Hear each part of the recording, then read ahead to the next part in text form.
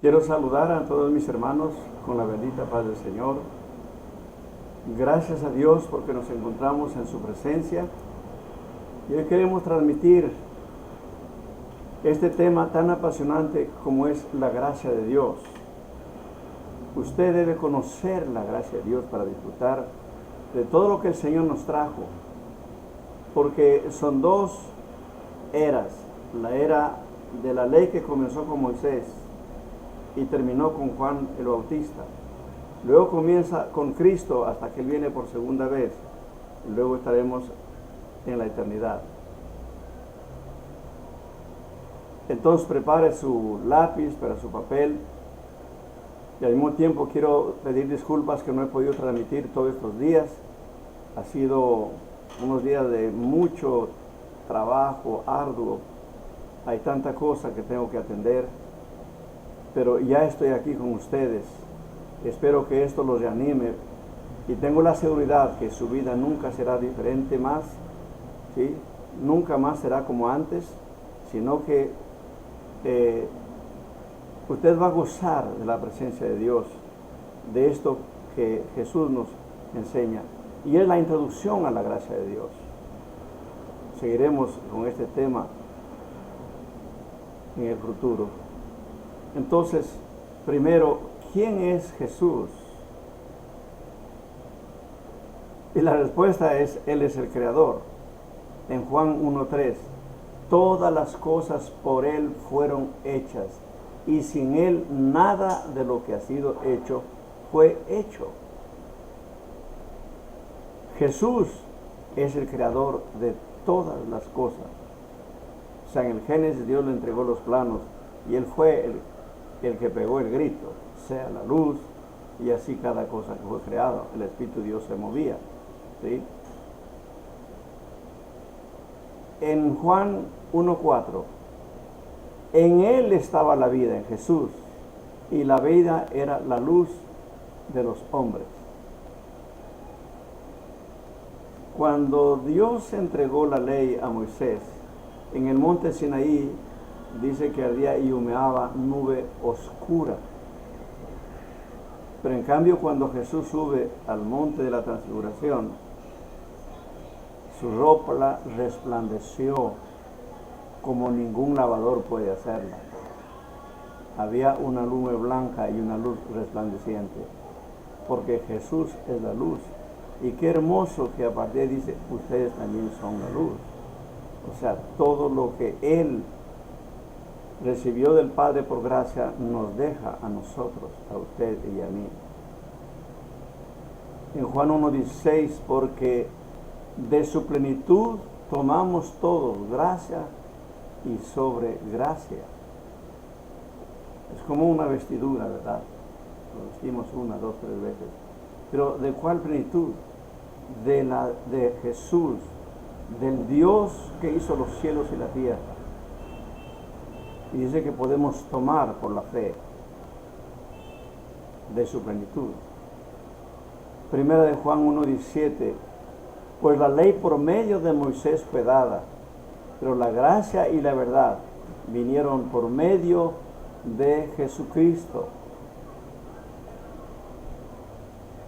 Entonces repito, la ley comienza con Moisés, 400 años después de Abraham. Pero la ley es hasta Juan. Y luego con Jesús comienza la era de la gracia. Por eso este tema es muy importante que usted lo aprenda.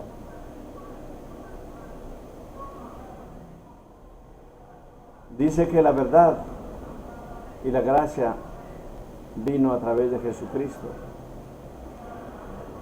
¿Se acuerdan cómo Pilato le preguntó a Jesús y qué es la verdad? La verdad son 4 cosas. La verdad es Cristo. La verdad es su palabra. La verdad es el Espíritu de Dios. Y la verdad es la iglesia de Dios.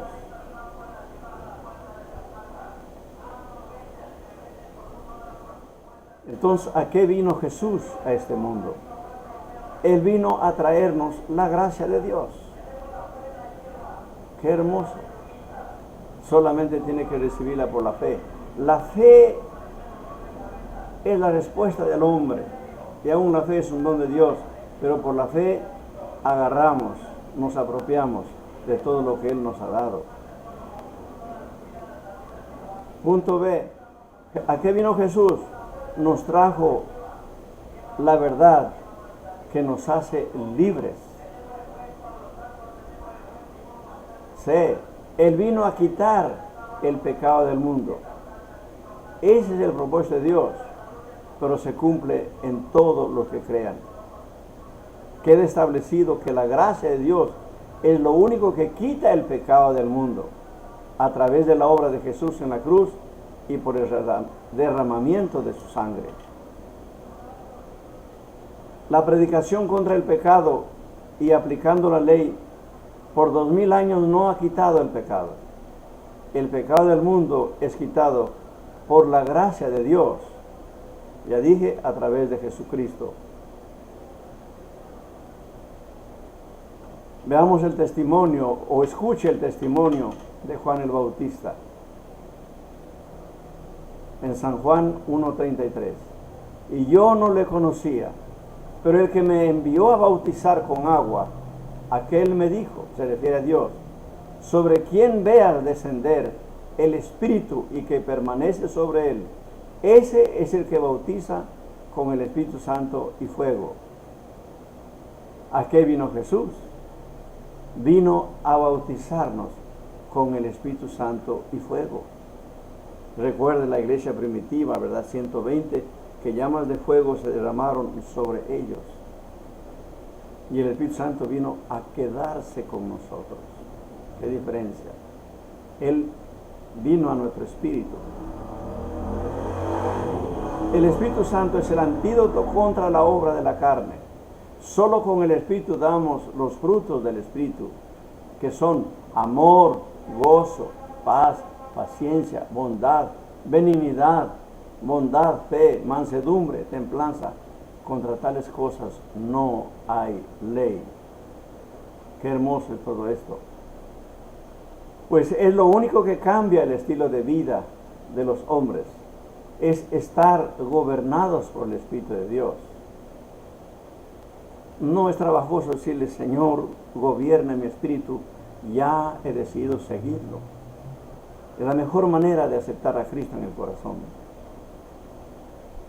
Veamos el diálogo que Jesús tuvo con Nicodemo.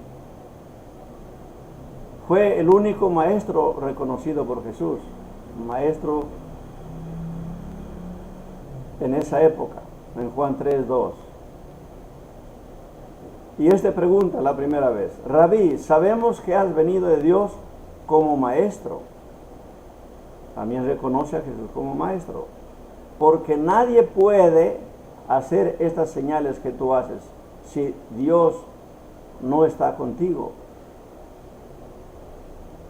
Jesús respondió a Nicodemo, de cierto te digo que el que no naciere de nuevo no puede ver el reino de Dios. Jesús respondió por segunda vez a Nicodemo en Juan 3:5, de cierto te digo que el que no naciere del agua y del Espíritu no puede entrar en el reino de Dios. Y Jesús responde por tercera vez a Nicodemo en Juan 3:7, no te maravilles de que te dije, pues es necesario nacer de nuevo. Tercero, entonces entramos en la era de la gracia y el reino de Dios por el nuevo nacimiento, pues hay dos nacimientos. El primero cuando nacimos de la carne, del vientre de nuestra madre, y el segundo cuando nacemos del Espíritu, cuando somos bautizados espiritualmente con un corazón verdaderamente arrepentido.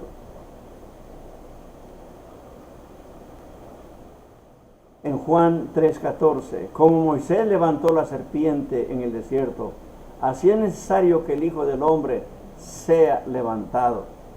Pues Jesús murió por nuestros pecados, conforme a las Escrituras. Y Él resucitó al tercer día conforme a las Escrituras. y está a la diestra de Dios Padre. Ese es el poder del Evangelio, como le llama Pablo, para salvación de los que creen. Y en Juan 3:15 entonces confirma, dice, para que todo aquel que en él cree no se pierda, mas tenga vida eterna. Y Juan 3:16, este versículo usted debe memorizarlo. Hágale una gigantografía y póngalo donde pueda mirarlo siempre. Porque de tal manera amó Dios al mundo, que ha dado a su Hijo unigénito, para que todo aquel que en él cree no se pierda, mas tenga vida eterna. Y Juan 3:37, porque no envió Dios a su Hijo al mundo para condenar al mundo, sino para que el mundo sea salvo por él. Él es el Salvador. Juan 3:18, el que en él cree no es condenado, pero el que no cree ya ha sido condenado, porque no ha creído en el nombre del unigénito Hijo de Dios. Qué importante, una muy buena decisión, ¿verdad? Por Jesús. Juan 3:19, y esta es la condenación, que la luz vino al mundo, y los hombres amaron más las tinieblas que la luz, porque sus obras eran malas. Juan 3:20, porque todo aquel que hace lo malo aborrece la luz y no viene a la luz para que sus obras no sean reprendidas. Y en Juan 3:21, más el que practica la verdad viene a la luz para que sea manifiesto que sus obras son hechas en Dios. Vemos cómo Jesús define su ministerio y lo que es la era de la gracia, ¿verdad? Lucas 4:18. El Espíritu del Señor está sobre mí, por cuanto me ha ungido para dar buenas nuevas a los pobres. Me ha enviado a sanar a los quebrantados de corazón, a pregonar libertad a los cautivos, vista a los ciegos, a poner en libertad a los oprimidos y a predicar el año agradable del Señor. Mi amado amigo y hermano, quiero que entienda esto. Entonces, mire la diferencia. La ley demanda, juzga. La ley en realidad es como un espejo que me hace ver el pecado, lo malo que somos los hombres. Pero la ley señala a Jesucristo, el único que puede salvar. Y ahí está establecido la gracia. Por ejemplo, en Gálatas 3:13, Cristo nos redimió de la maldición de la ley. Porque por más que se esfuerce y trate de ser justo, está establecido que el que desobedece uno está bajo maldición. Y por eso Cristo vino a redimirnos. Cristo nos redimió de la maldición de la ley. Él nos dio justificación. Siendo que Él es justo, nos viste con su justicia.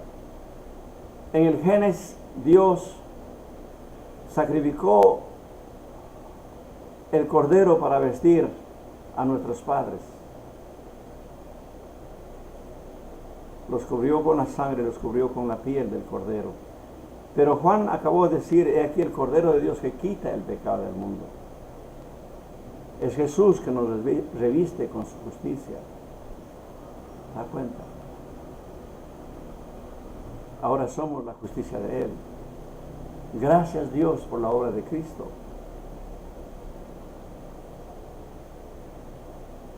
Pero yo quiero que esto que dice aquí San Lucas sea una experiencia para usted, como ha sido para mí. Solo dígale, Señor, yo quiero caminar contigo, vivir contigo. Yo quiero acompañarte en la predicación de tu palabra. Señor, hasta este día yo he gobernado mi propia vida. Perdóname, Señor. Pero ahora quiero que usted me llene con su Santo Espíritu. Gracias, porque siendo que la paga del pecado es muerte, Jesús murió por mí. Gracias por ese favor, porque soy libre de la ira, libre del juicio, libre del infierno.